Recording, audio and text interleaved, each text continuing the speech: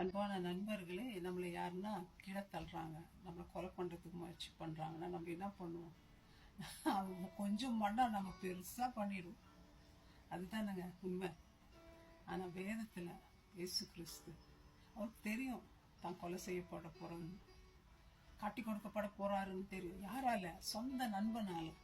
நண்பன் தன் நண்பனுக்காக உயிரையே கொடுப்பான்னு வேதம் சொல்லுது. சொந்த சகோதரனை காட்டிலும் நண்பர்கள் ரொம்ப நட்பா இருப்பாங்கன்னு வேதம் சொல்லுதுங்க. ஆண்டவர் யூதாஸ் காரியத்தை ரொம்ப நம்பினார். யூதாஸ் காரியத்தான் பணம் மூட்டி எப்பத்தாலும் வச்சுட்டு இருந்தவர்.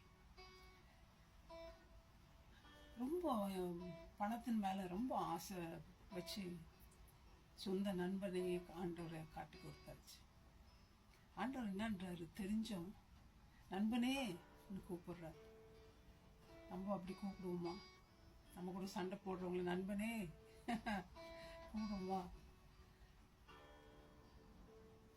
பேதரும் யூதாசும் ரெண்டு பேரும் ஆண்டவரை காட்டி கொடுக்குறாங்க. வெவ்வேறு சூழ்நிலை அது.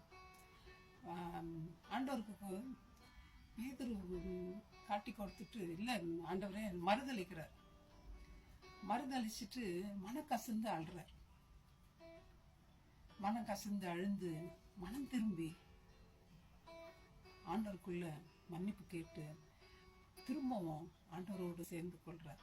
ஆனா யூதாஸ் ஆண்டவரை மறுதளித்துட்டு காட்டி கொடுத்துட்டு தன்னுடைய உயிரை தானே எடுத்துக்கிறார். அதுதான் பெரிய தப்பு.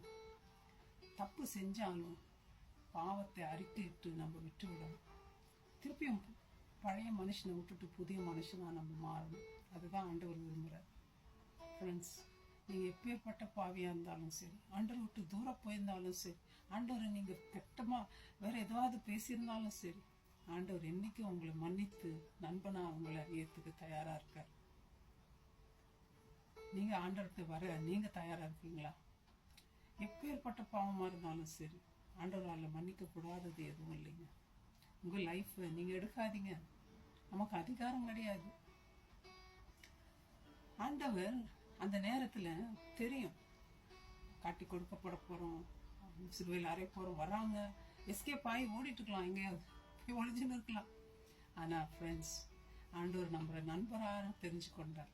அதனால தான் அவருடைய சொந்த வாழ்க்கையை நமக்காக உயிரை கொடுத்தார் சிலுவையில்.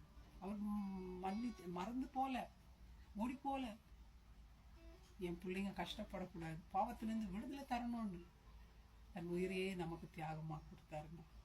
இந்த இயேசு உங்களுக்கு வேண்டாமா? ஃப்ரெண்ட்ஸ், ஆபிரகாமை சிநேகிதன் வேதத்தில் பார்க்கணும். மோசஸ் முகமுகமாக ஆண்டவரை பார்த்தாருன்னு பார்க்கணும். ஆண்டவருடைய பிள்ளைன்னு நமக்கு தெரியும். ஃப்ரெண்ட்ஸ், நம்ம ஆண்டவருடைய பிள்ளைன்னா அவர் சொல்றதெல்லாம் செய்யணும். நம்மளும் ஆண்டவர் ஃப்ரெண்ட்ஸ் தான்.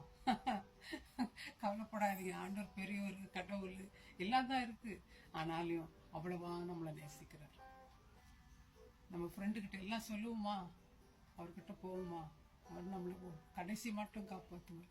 நம்மளோடு இருந்து நமக்கு உதவி செய்வார். எந்த கஷ்டமா இருந்தாலும் நம்ம கண்டிப்பா நம்மளை அதுல இருந்து விடுதலை ஆக்குவார். வாங்க போலாம் ஏசப்பா கிட்ட. ட்ரை பண்ணுங்க. God bless you, my friends. Thank you. Bye-bye.